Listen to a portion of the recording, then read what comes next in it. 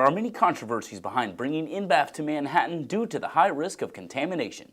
Dr. Tom Manny, former K-State professor and council member of the blog No InBAF in Kansas, explains what research risks are involved. This laboratory will deal with a number of different kinds of organisms, what are called zoonotic organisms that can infect both people and animals, and particularly that can be transferred from animals to people.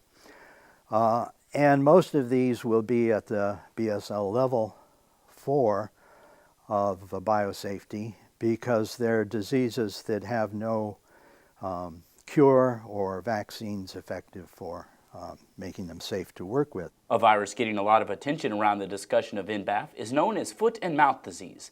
This disease could cause devastating effects to the livestock in the surrounding areas and can spread rapidly without being noticed.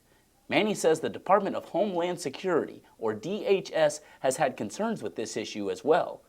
We were responding to the General Accountability Office of the government, which is an advisor to Congress, and they said exactly that there was the DHS had not established that it was safe to do foot and mouth disease on the mainland.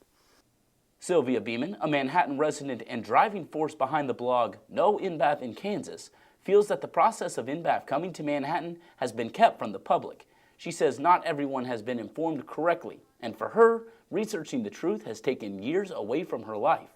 In other communities where they where they got off the list of the InBAF, it was retired people who took the lead, and neither my husband nor I are retired. And although my husband shares my sympathies, we're both at the peak of activity in our careers right now. And so since he's the major breadwinner, I am carrying the ball for what I'm trying to. So many people, professors at K-State have told me, thank you for doing this because we can't say anything. We would jeopardize our grant funds.